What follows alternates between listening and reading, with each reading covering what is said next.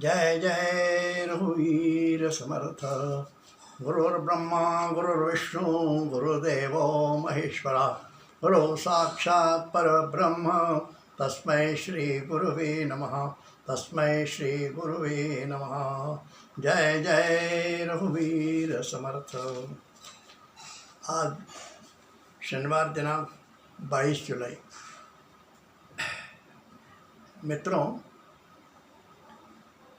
Yadav colony में हमारे एक परिचित स्नेही हैं, नाम है श्री राकेश तामनकर। उन्होंने पूज्य श्री डोंगरे जी महाराज का मराठी भागवत कथासार इस ग्रंथ का हिंदी में अनुवाद किया है। एक 18 जो उसके अध्याय हैं और पूरे के पूरे 18 स्कंध उन्होंने हिंदी में अनुवादित किए हैं।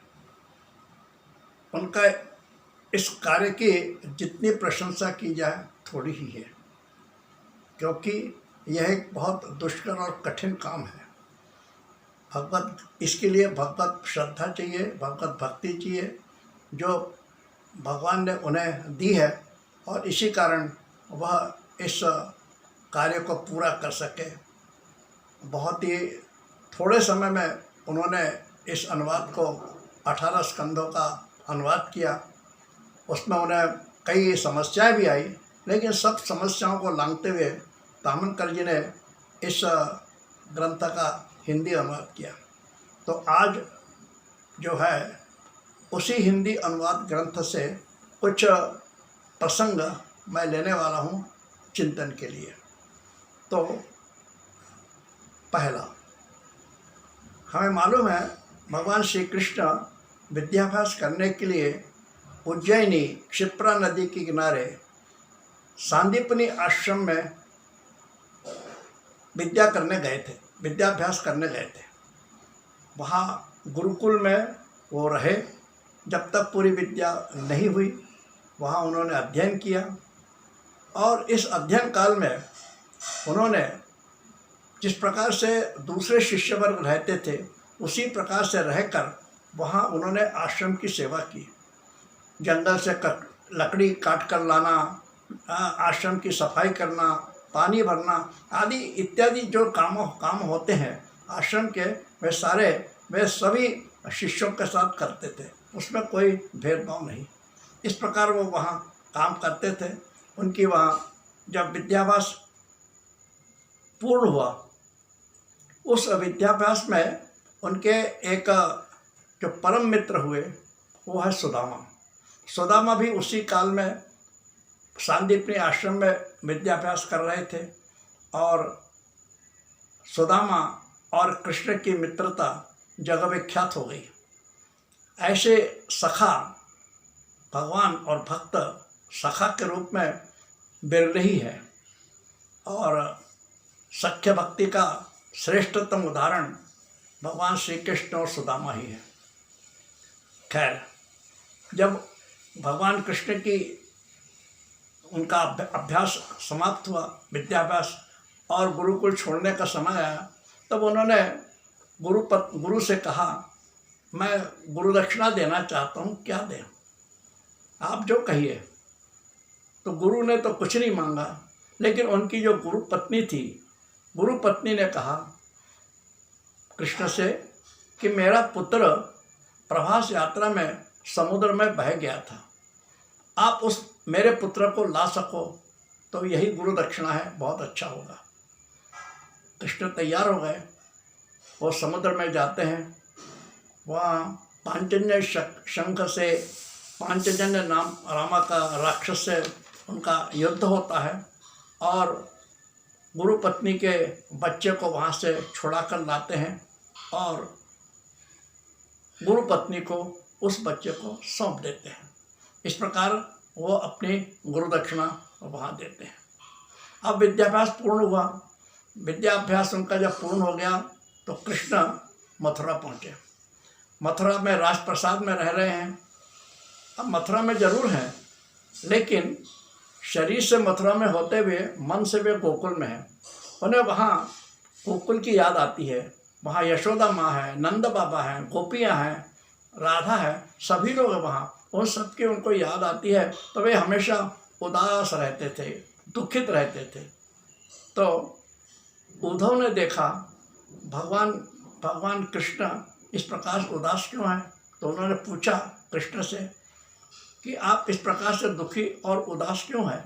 तब भगवान कहते हैं कृष्ण उद्धव से, उद्धव मैं यहाँ ज़रूर रहता हूँ, लेकिन मेरा मन जो है वह पूरा गोकुल में है।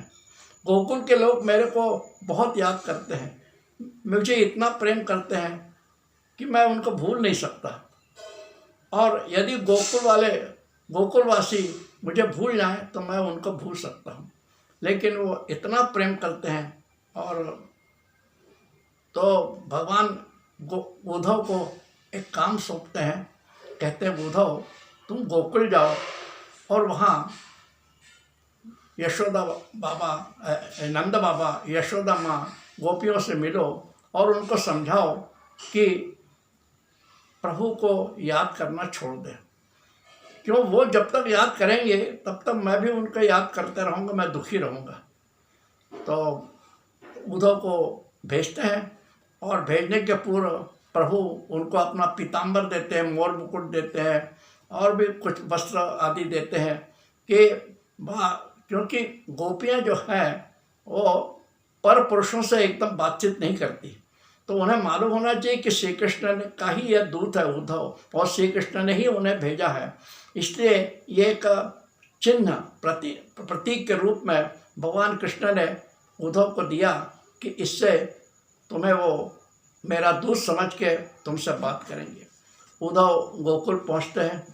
वहाँ पहुँचते तो उन्होंने देखा नंद बाबा बहुत दुखी हैं, यशोदा माता रो रही है, उनकी आंखों से निरंतर आंसू बह रहे हैं, सब लोग दुखी है। मुझे गोकुल जैसे उजाड़ हो गया हो, श्मशान व्रत हो गया है, शांत है ऐसा।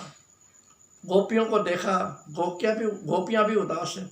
वो रोज संध्या समय कृष्ण की राह देखते हैं, क्योंकि कृष्ण ने उनसे कहा था मैं आऊँगा तो संध्या समय आऊँगा। नित्य गोपियाँ शाम के समय, संध्या समय कृष्ण की वाट देखते हैं, राह देखते हैं, कृष्ण नहीं आते हैं। वो सारे के सारे लोग बहुत दुखी हैं, राधा भी बहुत दुखी है। उन सबका प्रेम देखकर उद्धव को बड़ा आश्चर्य हुआ, कितना प्रेम है इनका प्रभु के प्रति। तो उद्धव को आश्चर्य हुआ। उद्धव और राधा की भक्ति से इतने प्रभावित हो गए कि उन्होंने भक्ति का ज्ञान जो राधा से प्राप्त किया, भक्ति का, जबकि उद्धव स्वयं ज्ञानी थे, लेकिन भक्ति का ज्ञान उन्होंने राधा से प्राप्त किया। और गोपियों की तो चरण धूलि उन्होंने अपने मस्तक पर लगाई। चरण धूलि का बहुत महत्व होता है। उन्होंने गोपियों की चरण धूलि ली और अपने मस्तक पर लगाई, धन्य हो गए कि नहीं, क्या गोपियों का प्रेम है, वास्तव में बहुत ही अद्भुत प्रेम है वहाँ यशोदा का, नंद बाबा का, गोपियों का, राधा का। और राधा और कृष्ण तो एक ही है। उद्धव का गोकुल जाना यानी ज्ञान और भक्ति का मधुर समन्वय, क्योंकि गोकुल में भक्ति है, सारे लोगों की भक्ति है कृष्ण के प्रति, भगवान के प्रति। तो उस भक्ति का और उद्धव का ज्ञान, इन दोनों का समन्वय, गोपियों की निर्गुण और सगुण भक्ति, इन सब का समन्वय गोकुल में उद्धव के जाने से हुआ। इस प्रकार भगवान उद्धव को वहाँ भेजते हैं, उद्धव वहाँ जाते हैं और गोपियों को सबको समझाते हैं। एक दूसरा प्रसंग है कि धृतराष्ट्र और कौरव, सारे कौरव उनके पुत्र, यह योजना बनाते हैं कि पांडवों को लाक्षागृह में भेजकर उनको वहाँ पर जलाकर खत्म कर देना, मार देना। इस प्रकार की योजना बना रहे थे। भगवान कृष्ण को यह योजना जब मालूम हुई तो उन्होंने अक्रूर को कहा कि तुम जाओ धृतराष्ट्र के पास, उसको समझाओ और इस प्रकार की योजना वो न बनाए उन्हें समझाने का बहुत प्रयास करो। तो अक्रूर धृतराष्ट्र के यहाँ जाते हैं और वहाँ कई दिन, करीब करीब 2 मास तक वहाँ रहते हैं।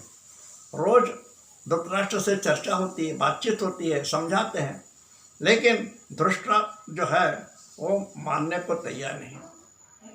धृतराष्ट्र कहता है मैं क्या करूं, दुर्योधन मेरे सामने आता है तो मेरा सारा विवेक, मेरी सारी बुद्धि, मेरा सब कुछ नष्ट हो जाता है।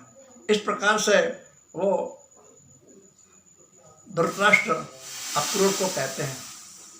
तो यह सब वातावरण देखकर भगवान को लगा कि अब तो ये सुधरने नहीं वाले हैं, तो इनका नाश, कौरवों का नाश होना ही चाहिए। अब एक और प्रसंग है। मनुष्य को मत्सर जो होता है, घमंड, अभिमान, ये उसका बहुत बड़ा शत्रु है और यह सभी को परेशान करता है। मत्सर, चाहे ज्ञानी हो, योगी हो, कोई भी हो, मत्सर जहाँ आया तो उसका नाश होता है। एक उदाहरण है चांगदेव महाराज का। चांगदेव महाराज सिद्धि बल के ऊपर 1400 वर्ष तक जीवित रहे। बहुत ही गजब की उनकी सिद्धि थी और उन्होंने ऐसा मानते हैं कि 14 बार मृत्यु को वापस कर दिया। इस प्रकार उनकी प्रतिष्ठा थी। तो उसके लिए उन्हें बड़ा घमंड था, मत्सर था और उनका नाम बहुत विख्यात था उस समय, चांगदेव महाराज का। लेकिन उसी समय ज्ञानेश्वर महाराज आनंदी में थे, उनकी कीर्ति चांगदेव महाराज को मालूम है। उस समय ज्ञानेश्वर महाराज की उम्र थी सिर्फ 16 वर्ष। 16 वर्ष की उम्र में उनकी कीर्ति, उनकी प्रतिष्ठा ज्ञानदेव की चांगदेव तक पहुंची। चांगदेव को बड़ा आश्चर्य लगा। तो उन्होंने सोचा कि एक पत्र लिखूं मैं ज्ञानदेव को। तो एक कागज़ लेकर पत्र लिखने बैठे। वो सोचने लगे कि ये 16 वर्ष का बालक है, मैं तो 1400 वर्ष से हूँ, इतना ज्ञानी हूँ, इसको क्या लिखूं, आशीर्वाद लिखूं, नमस्कार लिखूं, क्या लिखूं समझ में नहीं आ रहा था उनको। आखिरकार उन्होंने कोरा कागज़ ज्ञानेश्वर को भेज दिया। जब ज्ञानेश्वर को कोरा कागज़ मिला, उनकी छोटी बहन मुक्ताबाई, उसने बड़े उत्सुकता से उस पत्र को देखा चाहा, तो पत्र तो कोरा था। मुक्ताबाई हंसने लगी। उन्होंने उस पत्र का जवाब दिया चांगदेव महाराज को, क्या 1400 वर्ष आपका जो रहा जीवन, वह कोरा की कोरा ही रहा। इस प्रकार से उन्होंने कहा। अब इस पत्र को पढ़कर चांगदेव को बड़ा अपमान लगा। वो और नाराज़ हो गए, उनके घमंड को धक्का लगा। तो उन्होंने एक योजना बनाई। वे सोचते हैं कि अब मैं ज्ञानेश्वर से मिलने जाऊंगा। तो कैसे जाते मिलने? शेर पर सवार होते हैं और सर्पों का लगाम सर्पों की है। सर्प हाथ में लेकर उनका लगाम का उपयोग करते हैं और शेर पर सवार होकर और ज्ञानेश्वर महाराज को मिलने जाते हैं। ज्ञानेश्वर महाराज को पता लगता है चांगदेव महाराज आ रहे हैं शेर पर सवार होकर। तो वो भी सोचते हैं कि ऐसा शेर पर सवार होकर आ रहा है, इन्हें अपना घमंड बहुत ज़्यादा दिख रहा, मत्सर हो रहा है। उस समय ज्ञानदेव एक दीवार पर बैठे थे अपने भाइयों के साथ और बातचीत चल रहे थे। तो उसी समय ज्ञानदेव ने निश्चय किया कि चांगदेव महाराज आ रहे हैं मेरे से मिलने के लिए, तो क्यों ना हम उनके स्वागत के लिए आगे जाएं। इतने बड़े पुरुष है, आ रहे हैं महाराज, तो हम उनके स्वागत के लिए जाएंगे। इसलिए उस जिस दीवार पर बैठे थे उस दीवार को उन्होंने आदेश दिया और वो दीवार चलने लगी जहाँ चांगदेव महाराज थे। यानी इस प्रकार से जड़ वस्तु को चलायमान किया ज्ञानदेव महाराज ने। जब चांगदेव महाराज ने देखा कि ज्ञानेश्वर आ रहे हैं दीवार पर बैठ के, और दीवार तो जड़ वस्तु है, वो इस प्रकार से आ रही है, तो वो समझ गए ये बालक जो है 16 वर्ष का ज्ञानेश्वर ज्ञानदेव, ये कोई साधारण बालक नहीं है। और उन्होंने ज्ञानेश्वर को शेर से उतर के नमस्कार किया, वंदन किया। और उस समय उनका जो कुछ घमंड था, जो कुछ मत्सर था, वो सब उनका नष्ट हो गया, चूर चूर हो गया। इस प्रकार चांगदेव महाराज की कथा है। उसके बाद एक निष्काम भक्ति किस प्रकार होती है, इसका एक उदाहरण है। एक बार श्री कृष्ण बीमार हुए तो वो कहने लगे, मुझे कोई औषधि काम नहीं करेगी, मेरे लिए एक ही औषधि है, कोई यदि मुझे अपनी चरण धूलि देगा तो मेरी बीमारी दूर होगी। अब सारे लोग सोचने लगे कि चरण धूलि कैसी भगवान को दें, कृष्ण को दें। भगवान कृष्ण अपने रानियों से, रुक्मिणी से, सबसे कहते हैं, आप लोग यदि मुझे चरण धूलि दोगे तो मेरी बीमारी दूर हो जाएगी। लेकिन किसी की हिम्मत नहीं चरण धूलि देने की। चरण धूलि कैसे दे सकते हैं? अरे भगवान की चरण धूलि हम लेते हैं, हमें लेना पड़ता है, हम लेते हैं, हम लेकर भगवान की चरण धूलि लेकर हम धन्य होते हैं। तो अपनी धूलि भगवान को देना यह तो पाप है, हम नहीं दे सकते। इस प्रकार से वो सारे लोग जो थे, गोपियाँ, रानी वगैरह सब लोग, लेकिन उसमें सिर्फ गोपियाँ जी थी, वो चरण धूलि देने को तैयार हो गई। गोपियाँ कहती हैं, हमारे कृष्ण को दुख है, कष्ट हो रहा है, बीमार है, पीड़ित है, और यदि वो हमारे चरण धूलि से ठीक हो सकते हैं तो हम अपनी चरण धूलि देंगे, क्योंकि हम चाहते हैं कि हमारे भगवान स्वस्थ रहें, आनंद में रहें, मस्त रहें। भले ही हमें पाप लगे, हमें पीड़ा हो, हमें दुख हो, हम सब कुछ सहने को तैयार हैं, लेकिन हमारे भगवान, हमारे कृष्ण जो है वो प्रसन्न रहे। उनकी ये इच्छा, यह है निष्काम भक्ति, निर्गुण भक्ति जिसको कहते हैं।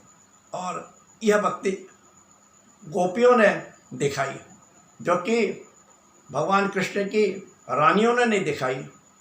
सब भक्त थे भगवान के, लेकिन अपनी गोधूलि देने को, अपनी चरण धूलि देने को कोई तैयार नहीं। सिर्फ गोपियों ने, वो गोपियों की तो होड़ लग गई कि मैं दूंगी चरण धूलि।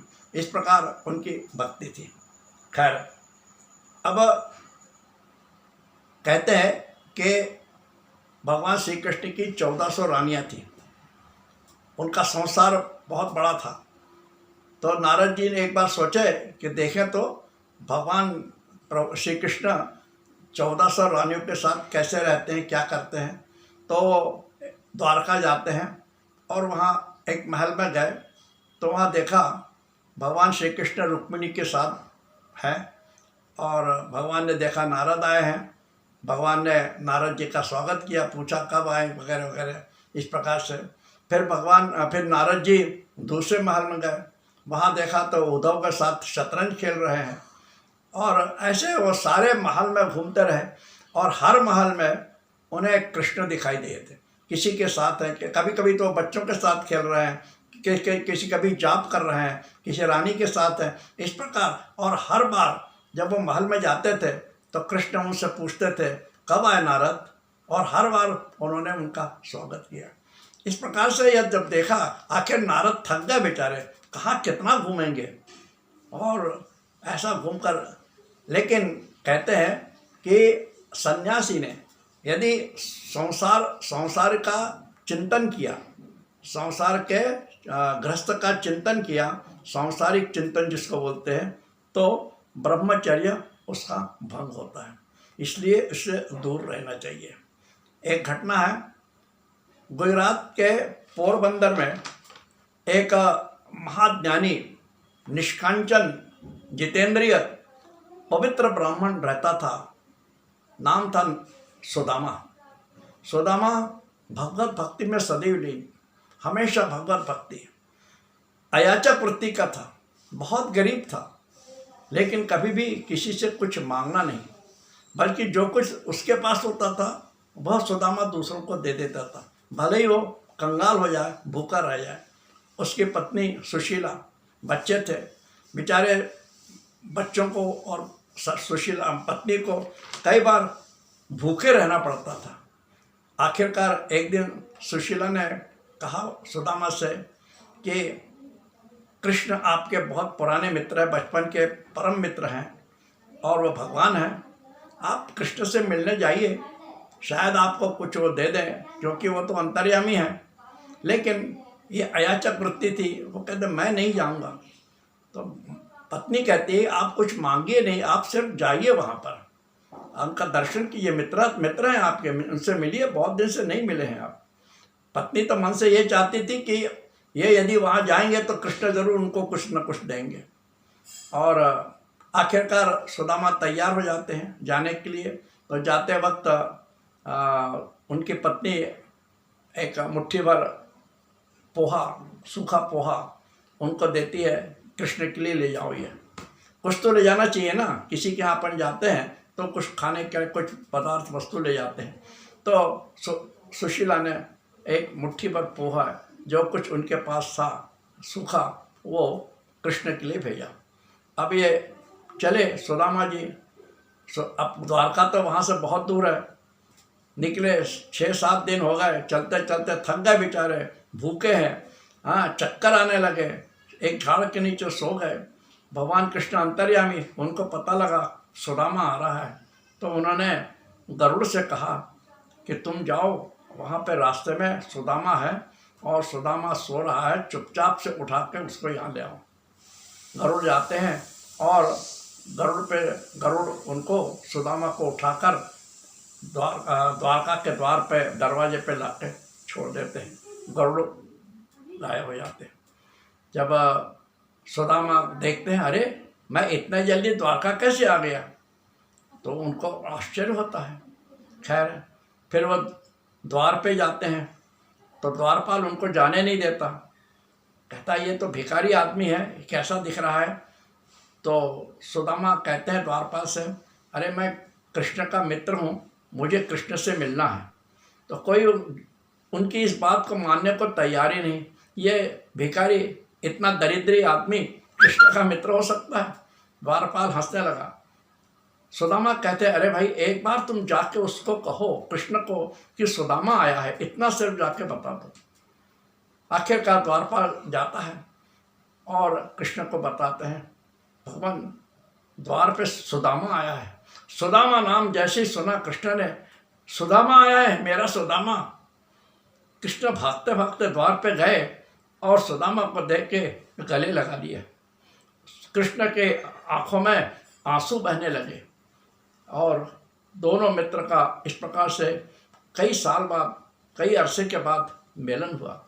कृष्ण ने देखा सुदामा को, महल में ले गए, उनको नए नए वस्त्र दिए गए पहनने को, उनको अच्छा भोजन कराया और सारी बातचीत की, सारे कैसे हो क्या है, इस प्रकार से जो बातचीत होती है व्यवहार में, और सारी बातचीत भगवान ने सुदामा से की।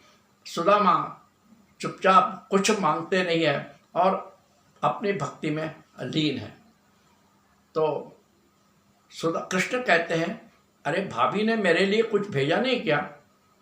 तो अब सुदामा को लज्जा आ रही थी कि ये उनको ये सूखे पोहा है, कैसे मैं उनको दूं। लेकिन कृष्ण वो झोली जो उनकी थी वो खींच लेते हैं और खोल के उसमें देखते हैं, उसमें कुछ पोहे रखे थे, वो पोहे उन्होंने खा लिए। अब जो सुदामा की जो गरीबी थी वो उसका प्रारब्ध था, और उस गरीबी और प्रारब्ध का क्षय करने के लिए, नाश करने के लिए भगवान ने वो पोहे जो मुट्ठी भर लाए थे वो खा लिए। और जैसे उन्होंने पोहे खाए सुदामा की गरीबी दूर हो गई। यानी सुदामा नगरी जो थी वहाँ पे उसकी जो झोपड़ी थी वो झोपड़ी महल में तैयार हो गई, वहाँ सारा वातावरण बदल गया। लेकिन यहाँ सुदामा को नहीं मालूम, क्योंकि सुदामा ने तो कभी अपनी गरीबी के बारे में रोया ही नहीं कृष्ण के सामने। तो जब श्री कृष्ण सुदामा ने गरीबी के बारे में नहीं बताया तो भगवान ने सोचा मैं भी क्यों बताऊं कि मैंने तुम्हें क्या दिया है, कुछ नहीं बताया। और बल्कि जाते समय उसको वही वस्त्र पहनने को दिए जो वो पहन के आए थे, इस प्रकार से। और सुदामा अपने घर जाते हैं। जब घर जाते हैं तो देखते हैं उनको अपना घर ही नहीं दिखाई देता, मेरी झोपड़ी कहाँ गई। झोपड़ी की जगह तो एक प्रासाद है, महल है। तो उस महल से द्वार से उनकी पत्नी बाहर आती है, वो उनको स्वागत करती है। तो स्वभाव कहते हैं ये क्या है। तो सुशीला माता, उनकी पत्नी कहती है सुशीला कि ये सब भगवान का चमत्कार है। और यानी यह प्रभु का चमत्कार जो है, यह जन्म जन्मांतर प्रभु की जो भक्ति है उसी का ही फल है। इस प्रकार सुदामा और श्री कृष्ण की मित्रता है, सखा है एक दूसरे के। कहते हैं कि मृत्यु पूर्व जो होती है वासना, उसका त्याग मृत्यु के पूर्व ही करना चाहिए, क्योंकि सुख की इच्छा से वासना होती है। सुख की इच्छा से वासना होती है और वासना के कारण पुनर्जन्म होता है। इसलिए हमें भौतिक सुखों का हमेशा त्याग करना चाहिए। प्रभु श्री कृष्ण के अनंत गुण हैं, कौन इनका वर्णन कर सकता है। प्रभु ने 11 वर्ष गोकुल में लीला की, 14 वर्ष मथुरा में और 100 वर्ष द्वारका में लीला की, और अंत में उद्धव को ज्ञानोपदेश देकर निज धाम को वे चले गए। भगवान श्री कृष्ण की लीला अनंत है। उनका चिंतन करने से मन प्रभु में लीन होता है और हम अधिक से अधिक उसी चिंतन में डूबने का प्रयास करें। यही आज इस चिंतन का उद्देश्य है। जय श्री कृष्ण। अंत में मैं फिर से तामनकर जी को धन्यवाद देता हूँ और उनके इस प्रयास के लिए कि उन्होंने हिंदी में अनुवाद किया। जय जय रघुवीर समर्थ।